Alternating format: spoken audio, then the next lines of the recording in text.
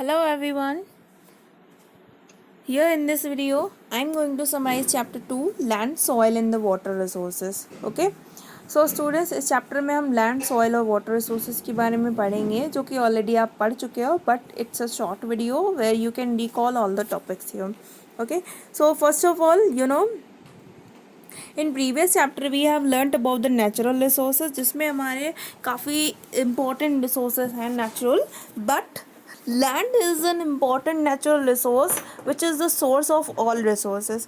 जैसे कि जितने भी आपको मिनरल्स मिलते हैं, मटीरियल्स मिलते हैं, सारी चीज़ें जितने भी नेचुरल रिसोर्सेज हैं, ठीक है, वो हमको लैंड से ही मिलते हैं. ठीक है. So land is a source of all other resources and only 30% of the total area of the earth is the earth surface. ठीक है. जो हमारा 70% पार्ट ऑफ द अर्थ है, जो 2/3 पार्ट है, वो तो वाटर बॉडी से सराउंडेड है. ठीक है. बाकी ओनली 30% पोर्शन ही जो है वो हमारा लैंड सरफेस है. ठीक है.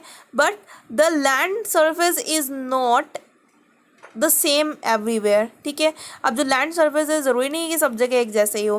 क्यों? क्योंकि आपने देखा है there are various land forms. Plains भी हैं, डिजर्ट्स भी हैं, माउंटेन्स भी हैं, प्लेट्यूज भी हैं. Okay.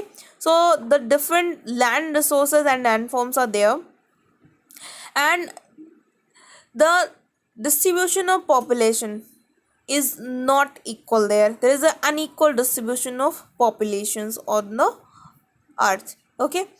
And this is just because there is a different land use patterns. हमारी अर्थ पर अलग अलग लैंड यूज पैटर्न्स हैं. देखते हैं.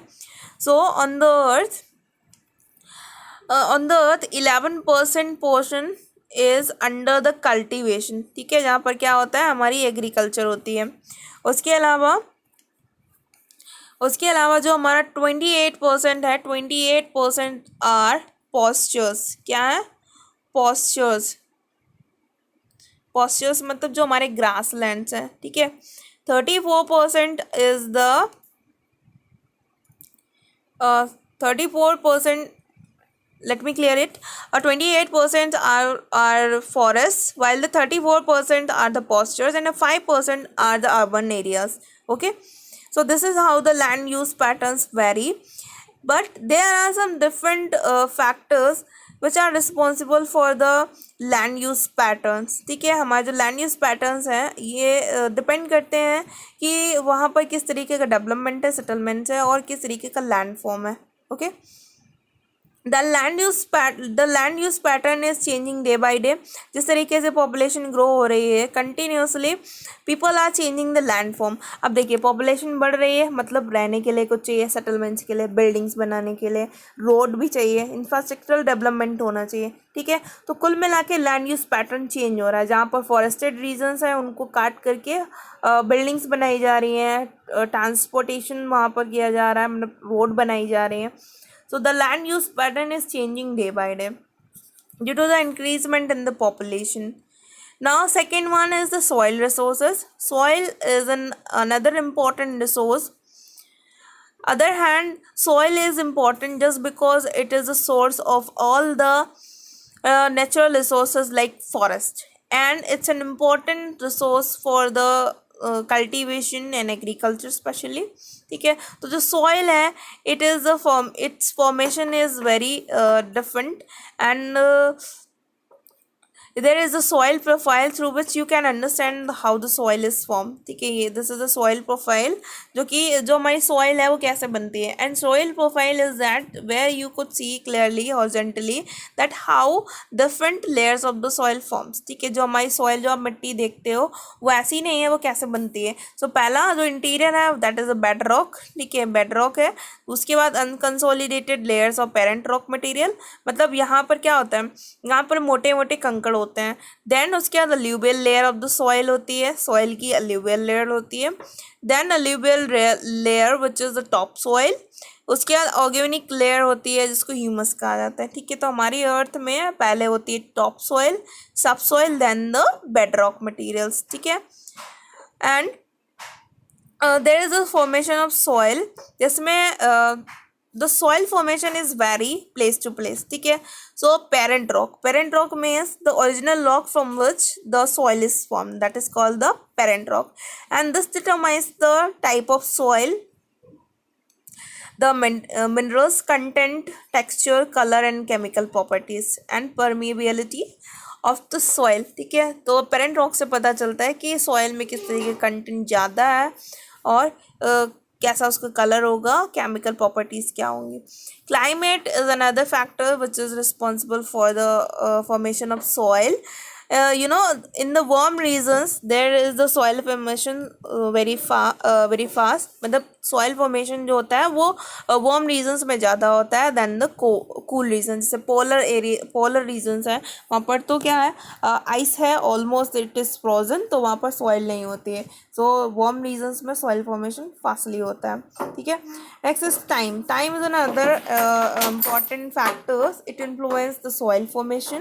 The soil takes thousand of the years to form. ठीक है, तो सॉइल का जो प्रॉपर्टीज़ होती हैं, सॉइल का जो कलर होता है, it changes due to time. Topography means the physical features of soil formation. The slope and the steepness of the land influence the rate through which the water flows off. ठीक है, तो the topography means ऊपर जो हमारा land form होता है वो भी इन्फ्लुएंस करता है सॉइल फॉर्मेशन को. जो अभी बताइए, जो स्लोप्स हैं माउंटेन्स पर, क्या वहाँ पर सॉइल फॉर्मेशन होगा? No, it's not possible there. ठीक है, so topography also influence. I hope यहाँ तक आपको समझ में आया. Now let's understand about the soils of India. There are broadly 6 types of soils found in India, which are the alluvial soil. Next one is a black soil, red soil, sandy soil and the laterite soil. Here this is the distribution of it. आप clearly देख सकते हो. जो हमारा alluvial soil है, it is found in the, first of all it is found in the northern plains. जो हमारे नदर प्लेन्स हैं, गंगा इंडस और ब्रह्मपुत्र के, वहाँ पर पाई जाती है. And the eastern coastal planes, कहाँ पर, ये इंपॉर्टेंट है, पूछा जाता है काफ़ी बार. जो हमारा ईस्टर्न कोस्टल प्लेन है, यहाँ पर कौन सी सॉइल पाई जाती है? Alluvial soil. देन जो हमारी रेड सॉइल है, it is found in the eastern western coast. ठीक है, उसके अलावा जो हमारा ईस्टर्न, जो हमारा छोटा नागपुर प्लेट्यू है, वहाँ पर पाई जाती है. ब्लैक सॉइल जो हमें गुजरात और राजस्थान में पाई जाती है. Okay, mountainous soil Jammu Kashmir में पाई जाती है, आसाम में पाई जाती है. ठीक है, सैंडी सॉइल डेजर्ट जो कि राजस्थान में पाई जाती है. Okay, so this is a distribution of soil in India. And जो रेड सॉइल है, it is found in the western coastal plain. ठीक है, वेस्टर्न कोस्टल प्लेन्स में लैटराइट सॉइल पाई जाती है, क्योंकि यहाँ पर बहुत ज़्यादा रेनफॉल होती है, तो यहाँ पर फॉर्मेशन चेंज हो जाता है. Next is soil degradation. Soil degradation जो हमारा सॉइल पोल्यूशन है वो. सो soil pollution is there just because of the human activities. Various human activities are continuously polluting the soil and degrading soil. मतलब soil का जो uppermost part है वो बह जाना और उसका infertile रह जाना, ये सारी चीज़ें soil degradation के अंडर में आती हैं. But there are some solutions which are useful for the soil confrontation, which are the contour barriers, such as contour plugging, intercropping, terrace forming, crop rotation, drip irrigation and shelter belts these are important for the saving of soil degradation. मतलब soil conservation के लिए important है. Next is water resources. Water resources in India, similarly like the soil, water is also not equally distribution in India, but there are some freshwater resources of soil of water. जैसे कि हमारा जो rainfall है, underground water है, ice है, rivers हैं, canals हैं, these are the source of fresh water. ठीक है, which is used in drinking, bathing, cleaning, cooking and other household activities. And also water is used in is used by plants and factories. ठीक है, fresh water distribution, it also varies. 97.5% of water on the surface is the salt water. तो जो आप अपना सी water देखते हो oceans का, वो 97.25% 97.25% है. ठीक है, और हमारी अर्थ पर ओनली 3% ही वाटर ऐसा है जो it is for drinking, but उसमें से हम ओनली 0.9% वाटर ही यूज़ करते हैं अपने पीने के लिए. बाकी ओनली जो हमारा 2% वाटर है, it is in the frozen form in the polar regions. Okay, how we use the water resources. So water is used under the multi-purpose projects, जहाँ पर जैसे multi-purpose मतलब एक डैम पर जहाँ पर हाइड्रो इलेक्ट्रिसिटी भी जनरेट होती है, हम वाटर को यूज़ करते हैं in irrigation and in another activities too, ठीक है, उसको मल्टीपर्पज़ प्रोजेक्ट्स का। तो जो हमारा हीराकुंड प्रोजेक्ट है दैट इज़ इन उड़ीसा, जो कि भाखड़ा नंगल डैम है एक पंजाब दामोदर वैली में, ठीक है, बिहार में, वेस्ट बंगाल में तुंगभद्रा जो हमारा आंध्र प्रदेश में, कर्नाटका में रिहंद प्रोजेक्ट है उत्तर प्रदेश में, ठीक है। So these are the multipurpose projects. उसके बाद इंडस्ट्रीज़ में यूटिलाइज होता है पानी, हाइड्रो इलेक्ट्रिसिटी जनरेट करने में यूज़ होता है, and house hold activities and agriculture. Okay, so students this is the chapter 2 land water and soil resources, and I hope short में आपको चीज़ें समझ में आई। अगर आपको कोई डाउट है देन आप मुझसे पूछ सकते हो। Okay, and thank you.